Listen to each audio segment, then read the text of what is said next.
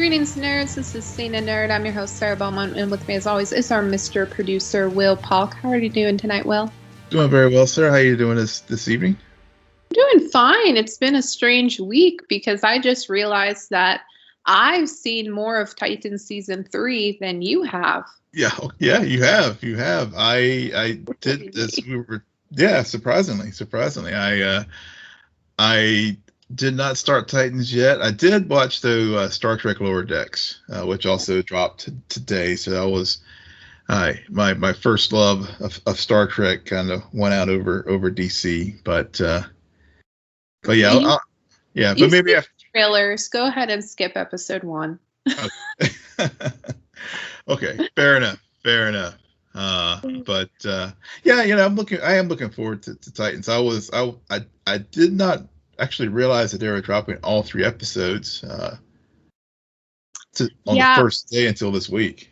Yeah, I just clicked it open. I was like, oh, wow, all 3 of them are out. And I remember you telling me early reactions were, it's all right. It's what you expect based on the trailers. And then there is something that happens in the 3rd episode. So I guess the writers knew about that, and we've seen this. It's funny with these streaming services now, how there's the constant debate. Okay, are you going to release 3 episodes, 2 episodes, or just 1 episode? And how the reactions around that are, because I mean, I guess Netflix kind of got us in this mode where you get everything all at once.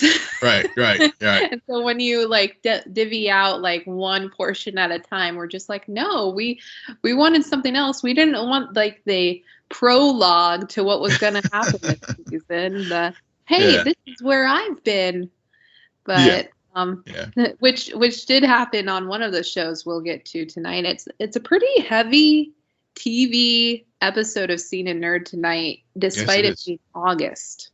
Yeah. Well, in the pandemic world, the normal television calendar is thrown out the window. So, but you're right about the dropping model, and I think I feel like I'm okay with the dropping a couple episodes at the beginning, but I do I am firmly in that camp. I like having things spread out over time, because this appointment there's still something about appointment television, and also just with how well this content has become, especially with some of these properties, it's better to let them breathe, and you can really take it all in instead of just getting the sugar shot and then just on a buzz for like a few hours, and then you just kind of like, oh, I really didn't process what I just watched. Yeah, it sounds like your reaction to the Suicide Squad over the weekend. But yeah, exactly. Speaking about appointment television, we did get an announcement and a trailer that Doom Patrol Season 3 will return on September 23rd. And I did watch the trailer, and all I could think about was, oh, that's how Season 2 ended. I've completely forgotten. Well, yeah, I know. They had. I think they did get cut short an episode because of COVID. It seems like that's a common refrain for many shows. But I guess they ended up in the carnival where the candle maker had basically frozen everything, and of course Cliff was had his Jesus moment, literally, and Larry was had his things. But the trailer for this season, it looks just like what we would expect from Doom Patrol. Super trippy, all over the place, but somehow it worked.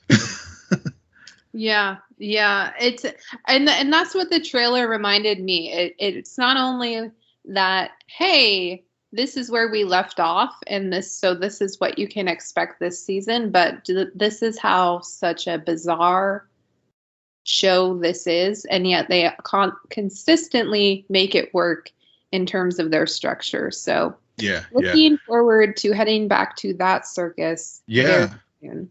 yeah. And one interesting note, I did see this while they were in production. I don't think Timothy Dalton's actually going to be in this third season because of COVID. I think he was just too concerned with travel because I think he was having to come from the UK to film in Georgia. So I don't think the Chief is going to be in this season, but Dorothy will be, of course. And yeah, in the trailer, it was, we saw Danny the ambulance. It looks like, instead of Danny the brick. Mhm. And of course they did the gender swap with the Brotherhood of Dada. Now it's a sisterhood, and we saw some other villains, and the what's the brothers, the blanking on the names of them right now, but again, I'm really looking forward to this episode, to this third season. They will also do the 3-episode drop at the beginning, and I guess it'll go through November the 11th, every Thursday. So Yeah. Now that's it for television news. In movies, that basically the news is always either casting trailers, or at this rate, will it be released or will it not? Venom, I'm assuming that's Venom 2, has been yep. moved from September 24th to October 15th. And for some reason, everyone is still concerned that Shang-Chi might not stay at its current September 3rd premiere date. Yeah. Well, one thing is for certain, and Bob Chapek, the Disney CEO, I guess they had their investor meeting today, and one thing he did confirm, at least, is that the movie is going to remain in theaters, and you could read into his comments that they're going to hold fast on September 3rd, because he noted that instead of, in addition to defending the hybrid model, he also noted that with both Shang-Chi's and Free Guy, they are going to this 45-day theatrical release model, and then we'll drop it to streaming. So, and they're holding firm on Free Guy. I mean, it's a Disney film that's coming out this Friday. So, at this juncture, after Suicide Squad, it's 50-50. I mean, it would not surprise me, given that it's only August 12th right now, that they say, oh, we're going to slide it back a week, or back into October, just the way the Delta's going. But in any event, it's not going to get an early or hybrid release on Disney Plus. It's just not in the cards. Well, I guess I'll finally have to make my way back to the movie theater whenever it does come out. So looking forward to that. Yep. Yeah. I have been to one film, but that was when things were like, before the world was on fire again. Oh, man. So in other Marvel-related news, they did drop the first episode of the What If series, and it featured Captain Britain, although they never called her Captain Britain in the show. But basically, what if Carter ended up becoming Captain America / just Captain Carter? Yeah. What do you think about this, Will? So, it was. He hated it. No. I'm trying. It was okay. I mean, it didn't blow me away by any measure. It was a very quick 30-minute or so episode. I knew it was only a half hour, but whenever when you think that they're basically retelling the first Avenger, and they cut out a lot of the fluff and extra stuff and boil it down to the key elements, it was it was, I liked it, but again, it didn't blow me away. It was hard because you're watching it and it's following the beats that you remember from the first Avenger. Mm-hmm. And then there's these other scenes and things start to change and go sideways, and you think you know where it's going. You think, oh, well, Peggy becomes the captain, and so what if Steve became Winter Soldier? And then they don't really do that. They have even another twist on that. And then the whole time I'm thinking, like, no offense, Peggy, you're beautiful. You're a giant. And this kid, like, I don't know. I mean, it was just, it was bizarre. And I wonder if this kind of pattern is what we can see happening in the future as they take these characters and do the what ifs, where when we see T'Challa as Star-Lord, will it just be like rewatching the first episode or the first movie of Guardians of the Galaxy? Mm-hmm. Only you have T'Challa and maybe a few other differences. But I don't know. I guess the other thing that I've heard people talk about a lot in reaction to What If is the freaking prologue. Yeah. I love me some Jeffrey Wright. Yeah. But Jeffrey Wright can't, like, give him some decent, like, I don't know. It's very hard from going from He Who Remains to The Watcher.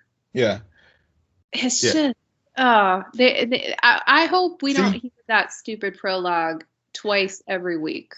See, actually, that was the one thing that I did like about the episode, because Will. being a contrarian again, from, like, everybody was raving about Suicide Squad, and I was like, and now the prologue I actually did like, because, and I guess the reason why I liked it was it, to your point about the Loki finale, the release of this right after Loki really, for me, it just, like, bolstered why the Loki finale was really good, and it really opens, and really is kind of a bridge between Loki and Doctor Strange Multiverse of Madness, where where all things go, all bets are off at that point, it sounds like. And so, when I think about the elements from Loki, and then you introduce the what if, and you get into the whole multiverse of stories and other things like that. I mean, it to me, it just seemed narratively, and scheduling and logistics wise, it made good sense to me why they have done the release schedule the way they have done so. And I'm wondering also, with the stories that we do get in the What If series, given that we have heard that it is canon, and so they, even the less than stellar episodes, there'll be little nuggets that will come up later in subsequent MCU films. So, it's like, we'll watch it. And I'm sure, just like anything, it takes, just like with WandaVision, it took me several episodes before I really got into it. And I'm thinking that this series may be the same. Yeah, it might. Like I said, I don't know. This was the first episode. It seems to have a structure. I wasn't too surprised that it kind of followed those beats, but I was also expecting a little bit more. Yeah. Now, will we get a new character next week, or is Peggy's story still going? That's interesting, if she's going to be the Tony Stark of the What If show, and also even Steve, where narratively they are the, I guess, underpinnings of this series. And from what I gather, some of these characters will be, there will be a through line with the, not, I don't know if that means they'll show up in every episode, but I think that there is the opportunity for many of them to show up. I mean, I I read where the showrunner had noted that about 85% of the voice talent from the feature films is represented in the series. So I can't imagine it being one-offs with these I guess 10 episodes, 11 episodes that the series has. So yeah, I think that'll be the case, and hopefully Sebastian Stan's voice work will get much better, because I was like, is that really Sebastian or is that someone else? Because I didn't recognize Bucky's voice there. Right. I don't know. We'll see what happens next week. Finally watching some cartoons. It's been a while since I've watched an animated show, but yeah. I mean, the animation was, it was better than Invincible. I will say that, as far as the animation. Oh yeah, I forgot about Invincible. yeah. Invincible, the story was amazing. The animation, that's what I think that's why I had a hard time with it, was because I just couldn't, the animation was distracting from the excellent story that it was telling. Yeah, definitely.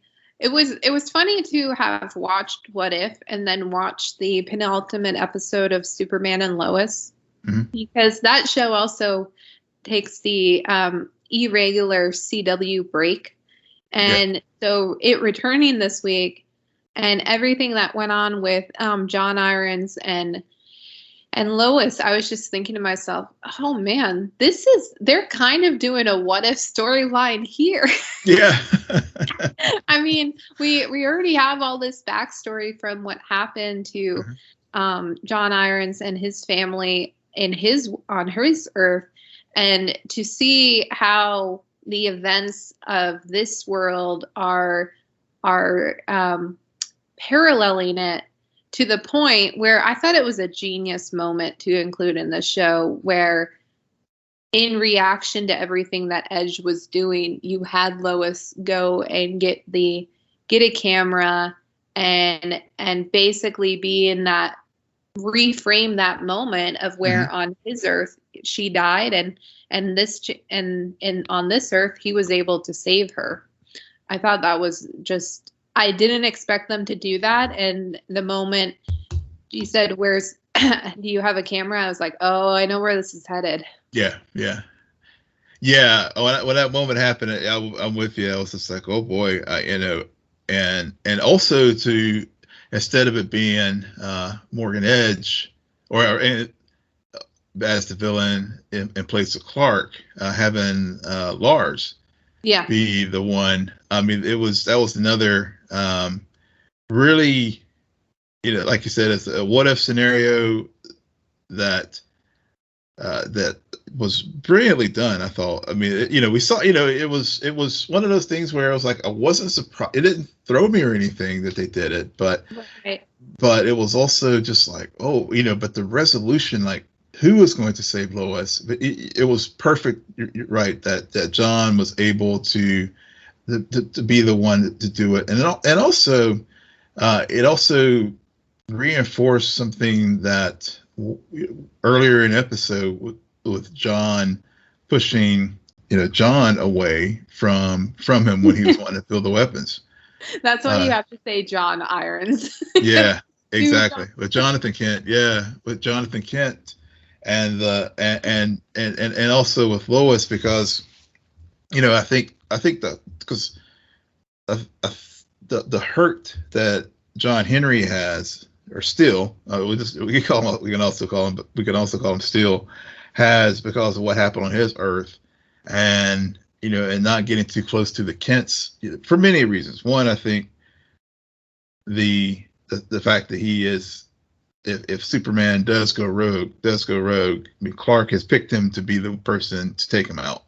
Right. And then of course the whole dynamics there with John Henry losing his Lois, and then also his daughter. So of course, if he gets this bond with Jonathan, then it just really complicates things. So so I get why he pushed Jonathan away when he was trying to work with him there in the shop and building the weapons. Oh, damn it, Will. Yeah. I think I figured out next week's episode. Okay.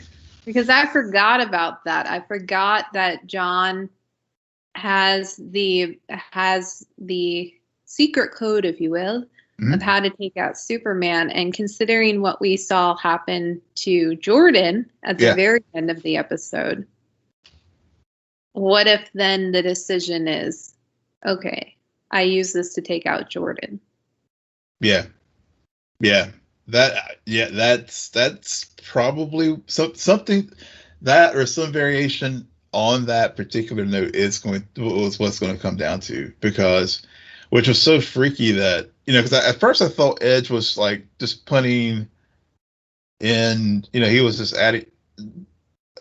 just putting his powers or something in there, but for him to put his father into Jordan, that definitely sets up the heartbreak and tension here, and maybe they end up on a cliffhanger next week. Well, a few weeks ago when Clark was taken, we had the whole episode that very much felt like a finale. Yeah. And Lois telling him that no, there's another way he can fight this and everything, and John listening. And so I wonder if Jonathan will also be involved in helping free Jordan and overcoming that, because they are twins. Yeah. So I don't know. When you brought that up, I was thinking, oh, okay, now I get how they've maneuvered these pieces on the chessboard. Which by the way, I mean, overall, the general statement of this episode, I like how it, even though there was a break, I didn't feel like I was playing catch up at all.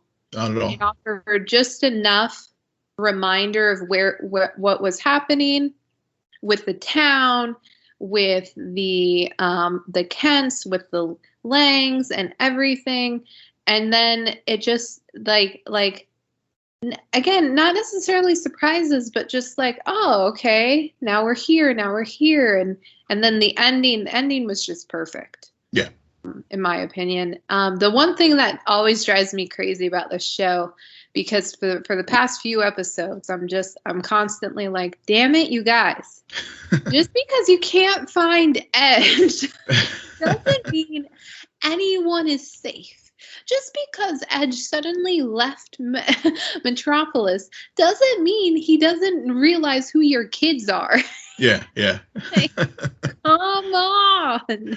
Yeah, that's a very good point. But here's the other thing I like, to your point.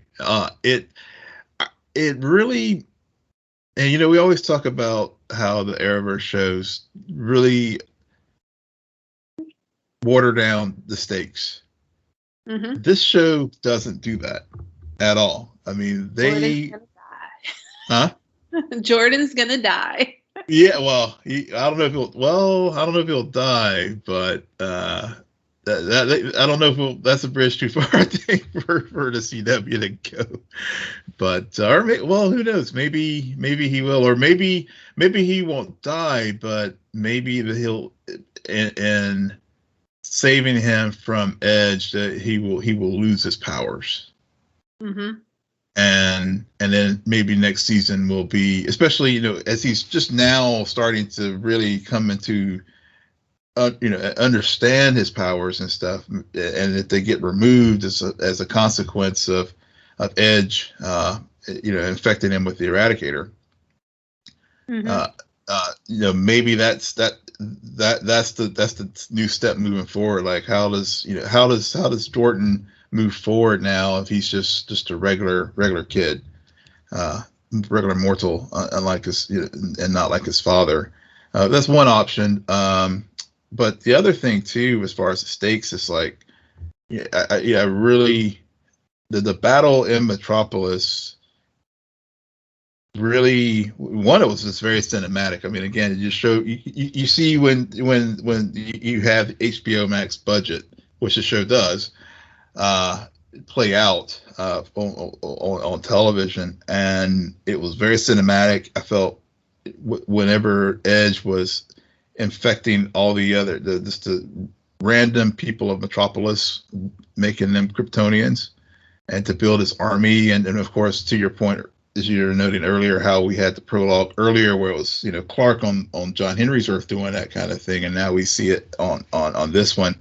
It as you said, no one in Metropolis is safe. Anyone could get conscripted by Edge to take on Clark and John Henry. Yeah. I wonder, because a classic CW first season move, especially in the Arrowverse, CW verse, whatever it is to kill off a major character. Now, we've seen it where it's worked. Arrow. We've seen it where they've resurrected that same character 900 billion times on this show called The Flash. Yeah. So maybe they will, maybe they won't, but there is a right way to do that and make it work. And there's a wrong way to do that. But there's also this other thing where once you make that sacrifice, you've only raised the stakes temporarily. Yeah. So yeah, add some more characters that you then can kill. That's all I'm saying. Yeah. Well, it kind of looks like, though, Commander Lane might actually be on the outs. Yeah. I mean, that's possible. Beat up in that car accident. Yeah, he was pretty beat up. He was, and I mean that's a possibility too. The one thing, speaking of General Lang and the whole scene with Lois in the gymnasium, that was if I had one place in the episode where I was kind of like, did not work for me, it was that particular scene, because it was, I mean, Lois is a journalist, but in that moment she was like, I think she was becoming more of an activist or something. It just did not. I don't know. It was something about it tonally just didn't work for me, with the way the whole thing kind of played out. And of course, I had kind of forgotten about the earlier person who was abducted, conscripted by Edge, and when his mother showed up, and I was like, oh yeah, that's right, I've forgotten all about that person. But so I was wondering, like, I mean, I knew General Lang would not say anything, because I mean he's a military guy through and through. It's just not in his DNA to do that. But for Lois to sort of jump up there and do it, I was like, this is like, okay, betraying some confidence is here. But but I think later in the episode, when she picked up the camera and stuff, and got back to her roots, it was like, there you go. This is why this is good writing about being true to the character as far as Lois Lane versus how they treat Iris West on The Flash. Mm-hmm. And so at the end of the at the core, it's all about the story, and Lois is willing to put her life on the line to get this story out about what Edge was doing. Right.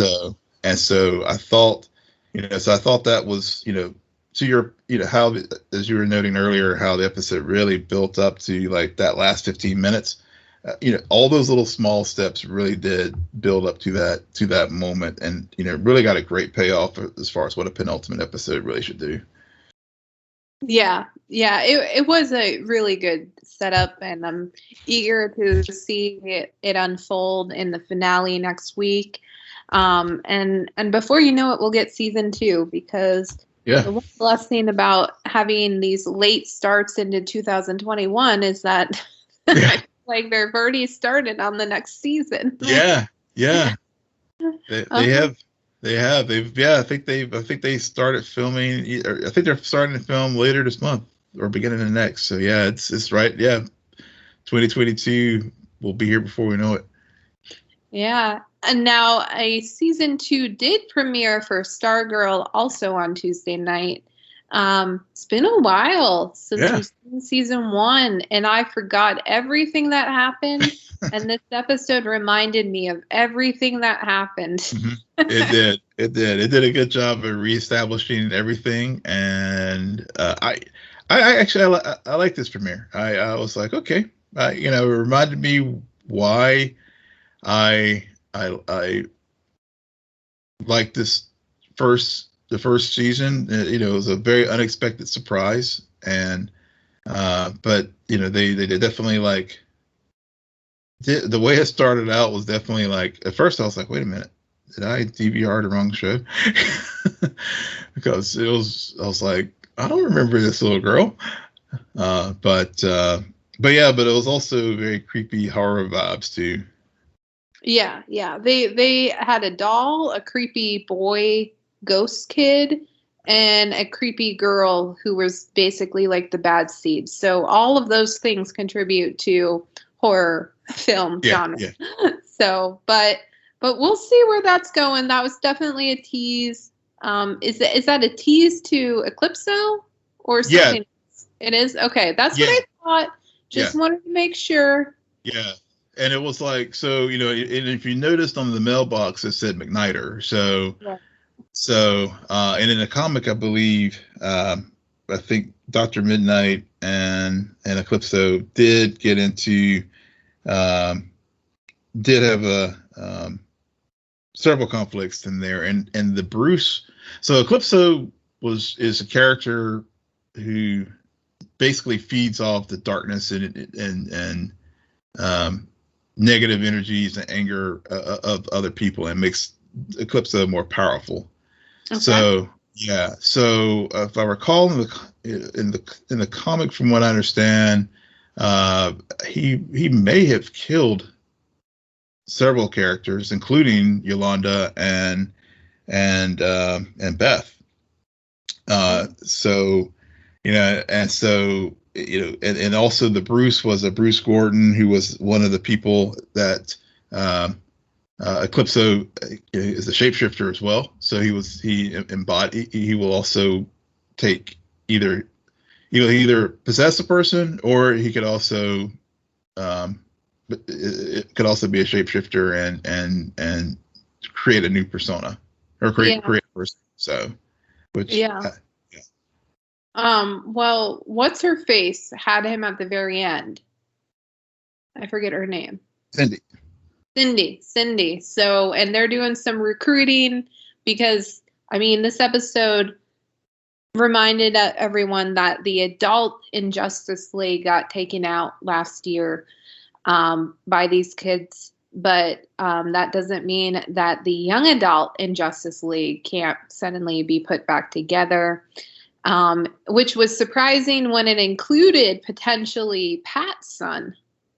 Yeah, which very intriguing. We'll see where they're gonna go down that. Maybe it's just gonna be a snack for Eclipso, as you were describing, and maybe there's some jealousy there. Courtney, something that I found interesting is in this show they have a huge group of characters and people to remind you, like, hey, I exist and this is what's going on with me, and they slowly started to do that. We got, of course, a good portion of Courtney, which was basically about how she is still completely heads over heels for Stargirl, and that's her life. That's the priority number one, and everything else is on the back burner. And meanwhile, it's interesting because you can see all of her friends, everyone's dealing with this in a different way. Because while Courtney's obsessed with trying to find new villains, Yolanda is still dealing with the grief of her ex-boyfriend's death and her part in that, as well as Rick, who knows he did the right thing and saved the town, but realizes that just because he saved the town doesn't mean that suddenly the town will respect him and view him any differently, especially since he wears a mask. And then last but not least, we have Beth, who is almost lonelier than the first season, as Chuck is either not around or doesn't remember her. Still no clear update on Chuck. Very mysterious. But more importantly, her parents are about to get divorced, so that life that she existed is like slipping further and further away from her. So and you know, with those three and you know, thinking about Eclipso and how Eclipso could you know, again, feeds off that negative energy and that negative emotion and stuff, and I'm just seeing this conflict arise probably within the team, that you know, that Eclipso is going to use that to its advantage against Courtney, because you know, Courtney still, you know, she's still, like you said, I mean, she's like all about Stargirl. She's all about, you know, seeing, you know, she's seeing villains in every corner, and you know, even like, you know, tripping kids with the hockey sticks in the cafeteria. And I thought that was a pretty funny scene actually with Pat and the principal, and Pat was like, you know, like the whole cat fight thing, and the principal's like, really, dude, come on, you know, it's like showing Pat like, you know, out of touch Pat as far as like being PC and whatnot. But yeah, I mean, yeah, I think Eclipso could definitely use those energies to against Courtney and really drive a wedge. And then, you know, and like Rick, I mean, you know, he aced the test, but because of things in the past, the teacher was just like not cutting him a break. I mean, it was, you know, it's just all these slights and all these things. And then poor Beth, I mean, you're right. She does seem even lonelier and more despondent than the person we saw last season. So, you know, so even though the show's kind of, you know, has those little lighthearted light moments and stuff, you know, it also has some the appropriate level of angst. And you know, and I was reading where Jeff Johns was saying that, you know, tonally he was trying with this season, he definitely wants to take things a little bit of a darker turn, and not just not rehash what they did in season one. Yeah, I think that you hit the nail right on the hammer with that, because I felt like, as much as I didn't like the whole, oh, remember this character, this is what happened, it did, the way everyone was placed at by the end of the episode, I thought to myself, okay, so it's clearly not going to be an exact rehash of last season. There's some stuff that and there's also just enough that is still unresolved from last season. We still have creepy grandparents roaming the city. I don't know why they weren't taken out. Yeah. They got to go. Cameron is just remains to be that pawn in both Sydney and Courtney's game, in all honesty, because she's got to be honest with him eventually, and at the end of the day, the father kind of died because of her. So yeah. There's a lot there. And then we also have a surprise person. Mr. Joel McHale showed his face as Sylvester Pemberton, who tracked down Pat's ex-wife, which Pat's only been married one other time, right? Right. Yeah. So this is So this is Mike's mother. So okay. So he's looking for the man who loves stripes, and we don't know why. We don't know what that'll do. And I was thinking about it, Will, while you were talking. Like, I wonder if Eclipso is also going to feed off of some of Courtney's negative energy, as she comes to realize that really the staff, like, it's not a hereditary thing. Right. Not she's not the daughter of Starman or anything. Right. Because she's got this competition as Jade appears, who's the daughter of Green Lantern. Yep. So yeah, and that's another conflict that gets set up here, Mhm. for sure, because I mean all, and also, as I was talking earlier about uh, so about Eclipso being able to assume forms. I mean, is Sylvester really Sylvester? I mean, is he a reanimated, pawn of Eclipso that Eclipso will use because because Yeah. Yeah. because the whole thing, because if it was like, if he is best friends with Pat, he wouldn't have known that Pat had relocated from L.A. or wherever to Blue Valley. Yeah. Yeah. I So had the exact same thought.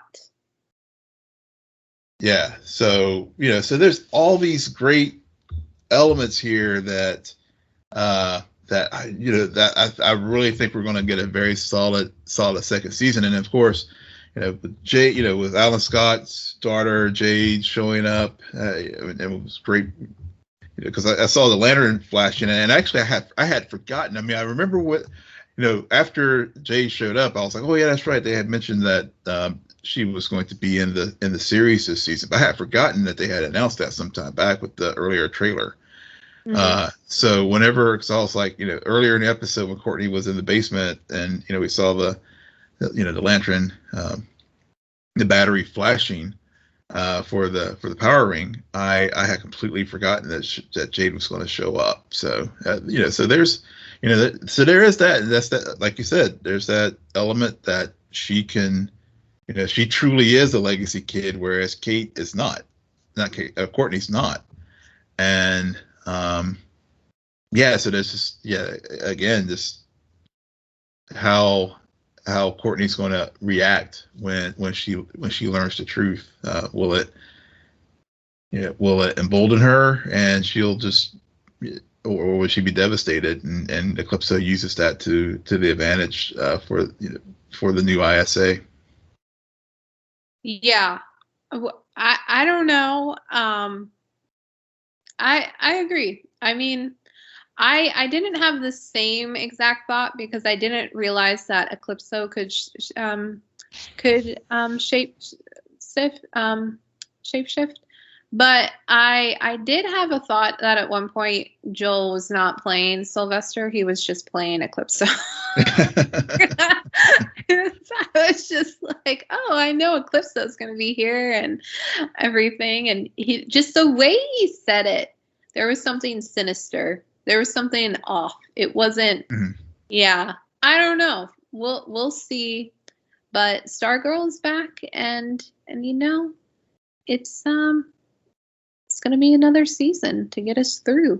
Yeah, yeah, I have one more thing. I yeah. just have to call a shout out to everyone on Twitter who's doing all these my fall plans to Yes. the Delta variant, because one, like last night, one killed me and I was like, that is iconic and perfect. And now I'm on Twitter and I see it, and they have Pacey and Joey from Dawson's Creek as my fall plans, and then Dawson as the Delta variant. And as a kid who grew up watching Dawson's Creek, genius. That is. It's just like they just keep getting better They and do. better. Yeah. Oh, I know what I saw last night. I saw I saw my fall plans, and it was X-Men 2. And then the Delta variant was the Dark Phoenix. It was a movie poster for both of them. And I was like, yes. Although you haven't watched X2 in a while, movie does not hold up. Fight me. Oh, man. Yeah, for my favorite one, what I retweeted yesterday was, of course, given all the Jeopardy stuff we talked about on Sunday, and then what I saw yesterday was LeVar Burton was my fall plans, and then Mike Richards was the Delta variant. Yeah. Oh my God. Genius. Well, you have that, and then you also have like how it started, how's it Yeah. how's it going, those, but the Delta variant rage it's really funny. Yeah. That is definitely made my time, gave me some good laughs this week on my timeline with all, even, this fun and humor and craziness sometimes is sometimes the best medicine. Yeah, absolutely. And on that note, Will, why don't you tell our listeners where they can find you? Yes, you can find me on Twitter at Will M Polk, WILLMPOLK. And you can find me at SJ Belmont, SJBELMONT. Please follow our crew on Twitter at CNN Nerd. Friend us on Facebook, also on Instagram. But most importantly, rate, follow, and comment on Apple Podcasts, Spotify, YouTube, Google Podcasts, or wherever you get your podcasts. Good night, Geek Out. You're welcome.